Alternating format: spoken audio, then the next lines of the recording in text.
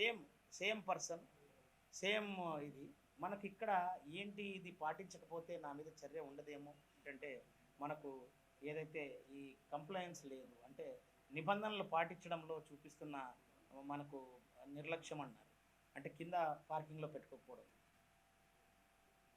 ఇప్పుడు ఆ పొత్తులన్నీ కూడా మనకు ఎప్పుడు కూడా మనకు వైఎస్ జగన్మోహన్ రెడ్డి గారు చెప్తూనే ఉంటారు ఆయన నేను మీ ముందు ఉన్నానంటే దానికి ముఖ్యమైన కారణము గౌరవ ముఖ్యమంత్రి గారు వైఎస్ జగన్మోహన్ రెడ్డి గారు నన్ను కర్నూలు నగరానికి మనకు ఈ కాన్స్టిట్యున్సీకి మనకు కంటెస్ట్ చేయమని చెప్పి ఎమ్మెల్యే అభ్యర్థిగా నాకు 2 వారాల క్రితం నాకు చెప్పడం జరిగింది. ఆ తర్వాత నేను వాలంటరీ రిటైర్మెంట్ తీసుకొని మరి గత వారం నుంచి ఇక్కడికి రావడం జరిగింది.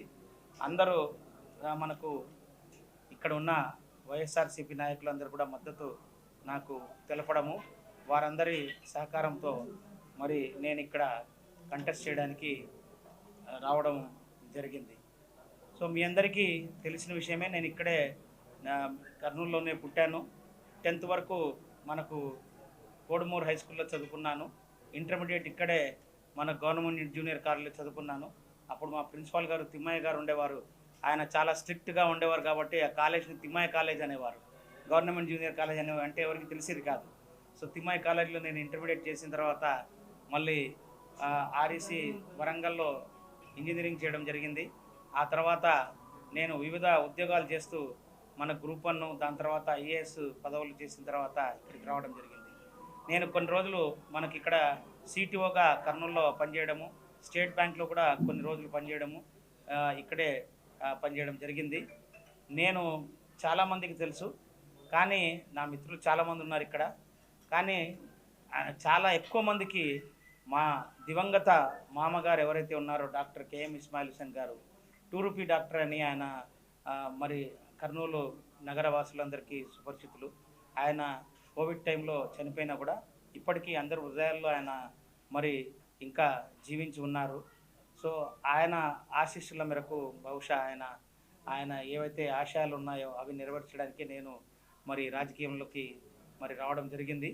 నేను ఐఏఎస్ ఆఫీసర్గా కృష్ణా జిల్లా కలెక్టర్గా చేసినప్పుడు కానీ, మనకు నెల్లూరు గుంటూరు జిల్లాలో జిల్లా జాయింట్ కలెక్టర్గా చేసినప్పుడు కానీ, సెక్రటరీ ప్రిన్సిపాల్ సెక్రటరీగా వివిధ హోదాల్లో పనిచేసినప్పుడు కానీ చాలామందికి ప్రజలకు సేవలు అందించడంలో మరి సక్సెస్ఫుల్ అయ్యాను. మరి అదే మరి రాజకీయంగా కూడా మనకు ఎక్కువ మందికి నేను చేయడానికి, అందులో నేను పుట్టిన ప్లేస్లో నేను పుట్టిన జిల్లాకి మరి నేను చేయడానికి నాకు ఒక అవకాశం ఉంటుందని నేను ఏదైతే నేమ్ అండ్ ఫేమ్ ఏదైతే ఆల్రెడీ మన దీంట్లో అచీవ్ చేశాను, ఇప్పుడు నా కులనల్లో ఒక్కటే ఆశయము, అది give back to the society. మన పుట్టిన నగరానికి, మన పుట్టిన జిల్లాకి, అలాగే మన రాష్ట్రానికి ఏదైనా నేను సేవ చేయగలిగాను అనే ఉద్దేశంతో మరి ఈ రాజకీయాలకు రావడం జరిగింది. ముఖ్యంగా గౌరవ ముఖ్యమంత్రి గారి పథకాలు ఏవైతే ఉన్నాయో వాటికి నేను ఆకర్షితున్నై రాజకీయాల్లోకి రావడం జరిగింది. ఆయన అమలు చేస్తున్న నవరత్నాలు మనకు అవి ఎలా అంటే పథకాలంటే సంక్షేమ పథకాలు, మనకు ఒకవైపు సంక్షేమం, రెండో వైపు అభివృద్ధి. ఆ సంక్షేమ పథకాలన్నీ కూడా పేదరికాన్ని మనకు ఏదైతే పేదరికంలో ఉన్నవారందరికీ కూడా వారికి ఆర్థిక సహాయాన్ని అందిస్తూ ప్రతి ఒక్క వర్గానికి అక్కడ ఆ సంక్షేమ పథకాలు ఎలా ఉన్నాయంటే కులం లేదు, మతం లేదు, ప్రాంతం లేదు, పార్టీ లేదు, ఎటువంటి వివక్ష లేకుండా మనకు ఇంప్లిమెంట్ చేయడము. అందులోనూ ఏ స్కీమ్ తీసుకున్నా కూడా మనకు గౌరవ ముఖ్యమంత్రి గారి దగ్గర తీసుకెళ్తే ఆయన చెప్పేది ఒకటే, అందరు అర్హులకు ఇవ్వాలి, ఇంతమందికి అని కాదు, ఎంతమందికి అని కాదు, కొంతమందికి కాదు, అర్హులందరికీ ఇవ్వాలి అంటే సాచ్యురేషన్ మోడ్లో. అలాంటి పథకాలు మరి ఎక్కడ ఏ రాష్ట్రంలోనూ అమలు కావట్లేదు. అంత చక్కటి పథకాలు ఆయన అమలు చేస్తున్నారు. మరి ఈ పథకాల అమలుగా మనకు దేశమంతటా వివిధ రాష్ట్రాల వారు కూడా ఆయన వైపు చూడడము, మన రాష్ట్రం వైపు చూడడము. ఈరోజు మౌలిక సదుపాయాలు మీరు చూస్తే ప్రతి గ్రామంలోనూ గ్రామ సచివాలయాలు, వార్డు సచివాలయాలు, రైతు భరోసా కేంద్రాలు, మనకు ఆరోగ్య కేంద్రాలు ఎన్నో వచ్చాయి. సో ఇలాంటివన్నీ కూడా ఉన్నాయి. నేను విజయవాడ నగరంలో ఉన్నప్పుడు విజయవాడ నగరంలో ఎన్నో 2 ఫ్లైఓవర్లు మనకు అక్కడ రావడము, ఎన్నో అలాంటివన్నీ, ఒక రిటైనింగ్ వాల్ వరద కోసం అని కట్టడము, ఇలాంటివన్నీ జరిగాయి. అలాగే మన కర్నూలు నగరానికి వస్తున్నా కూడా చూస్తే మీరు చాలా అభివృద్ధి పథకాలు కూడా ఇక్కడ జరుగుతూ ఉన్నాయి.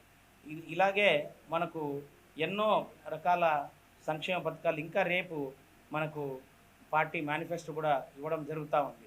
నాకైతే అనిపించేది ఒక్కటే, నేను మామూలుగా నా వృత్తి మరి ఇంతకుముందు ఐఏఎస్ ఆఫీసర్గా ఉన్నా కూడా నా ప్రవృత్తి సాహిత్యంగా ఉండేది. నేను చాలా కవితలు రాయడము, చాలా పుస్తకాలు కూడా రాశాను.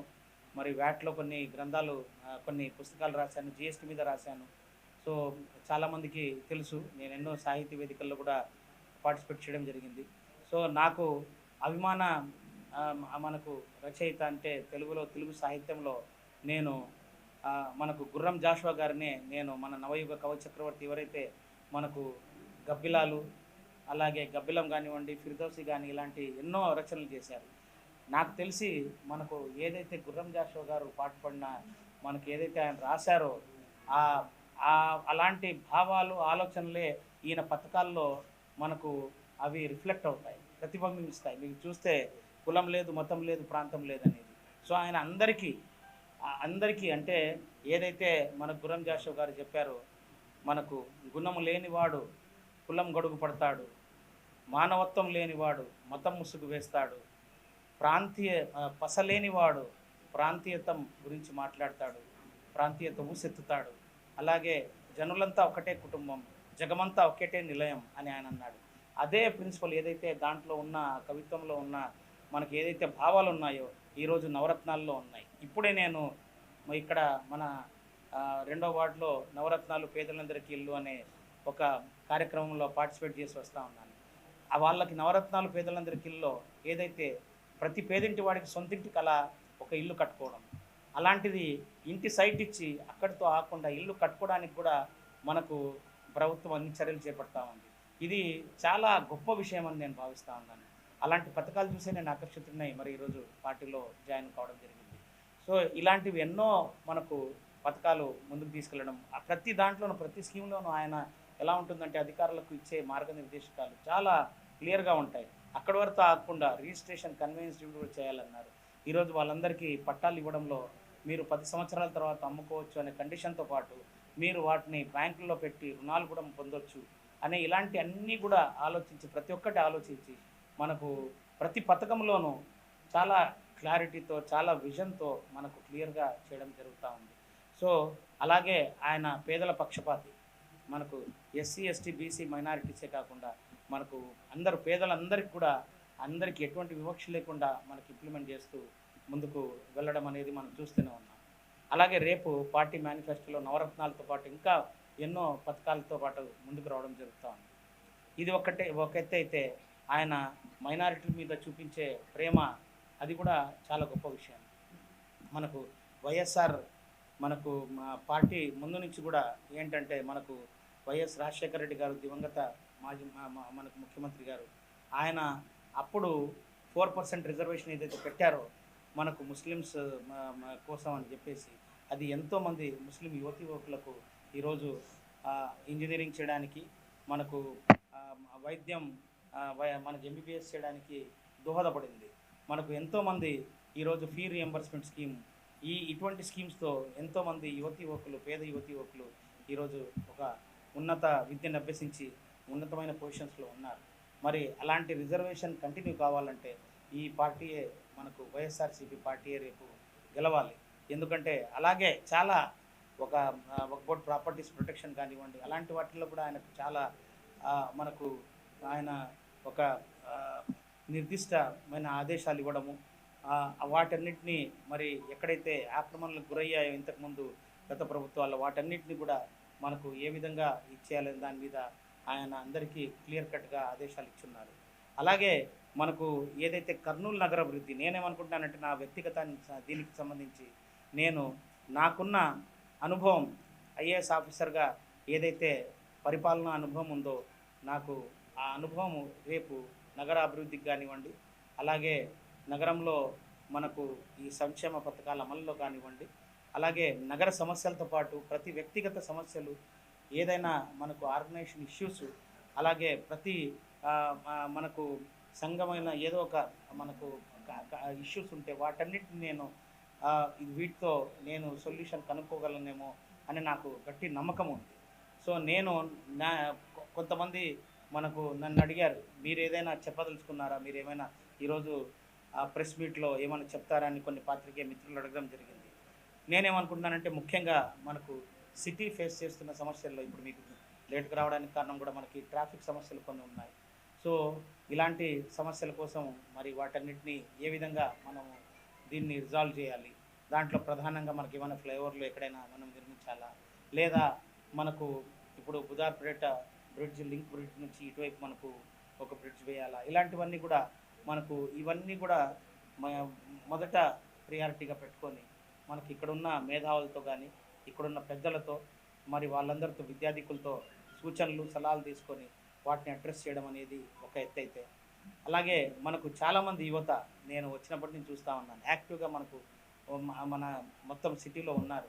వీరందరికీ మరి ఒకవైపు విద్యా అవకాశాలు అలాగే ఉపాధి అవకాశాలు, దానికోసం ఏదైనా మనం సాఫ్ట్వేర్ టెక్నాలజీ పార్క్ ఏమైనా తీసుకున్నామా, లేదా వీరికి స్టడీ సర్కిల్స్ పెట్టాలా, వీరికి ఇంకా మనం మెరుగైన విద్యను అందించడానికి ఆల్రెడీ వచ్చిన ఉర్దూ యూనివర్సిటీని ఏ విధంగా డెవలప్ చేయాలి, ఇలాంటివన్నీ కూడా వీటన్నిటికి కూడా మన గౌరవ ముఖ్యమంత్రి గారి దృష్టికి తీసుకెళ్ళి వీటన్నిటిని ఒక ప్రణాళికబద్ధంగా డెవలప్మెంట్ చేద్దామని, అలాగే నేను ఎస్సీఆర్పిలో అంటే సర్ప్లో సిఓగా ఉండి స్త్రీల కోసం ఎస్హెచ్జి మహిళల కోసం చాలా మనకు జీవనోపాధి పథకాలని అక్కడ లైవ్లీహుడ్ యాక్టివిటీస్ని పెట్టడం జరిగింది. ఇక్కడ సిటీలో ఉన్న మెప్మా మహిళలకు కూడా మనకు ఏదైతే ఎస్హెచ్జి మహిళలు ఉన్నారో వారందరికీ కూడా చిన్న చిన్న మనకు లైవ్లీహుడ్ యాక్టివిటీస్ వీటన్నిటిని కన్వర్జెన్స్ మోడ్లో, అంటే మనకు ఒకవైపు స్టేట్ స్కీమ్ని ఒకవైపు బ్యాంక్ లోన్ని ఏదైతే మనకు వీటన్నిటిని కన్వర్ట్ చేస్తూ కొన్ని సెంట్రల్ స్కీమ్లో వచ్చిన సబ్సిడీని కన్వర్ట్ చేస్తూ మనకు లైవ్లీహుడ్ యాక్టివిటీస్ని పెంపొందించడము, ఇలాంటివన్నీ కూడా నేను టేకప్ చేద్దామని అనుకుంటున్నాను. అలాగే మనకు ఏదైతే ఇన్ఫ్రాస్ట్రక్చర్ అమ్యూనిటీస్ ఉన్నాయో మనకు వాటిని డెవలప్ చేద్దామని ఒక ప్లాన్, ఏదైతే మనకు సివిక్ కమ్యూనిటీస్ ఉన్నాయో వాటన్నిటిని నగర శివార్లకు కానీ అన్నిటినీ మనకు చాలా చక్కగా ఇవన్నీ మనకు జరుగుతున్న ఇంప్లిమెంటేషన్ అవుతున్న పథకాలని కూడా సరైన రీతిలో ఎవరికైనా రాకపోతే వాళ్ళ ఇబ్బందుల్లో వ్యక్తిగతంగా అందరికీ అందుబాటులో ఉండి చేయడం.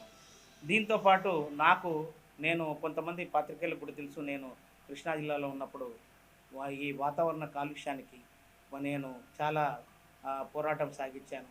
అలాగే ఇక్కడ కూడా మనం పర్యావరణ కాలుష్యం అనేది అది తగ్గించాలి.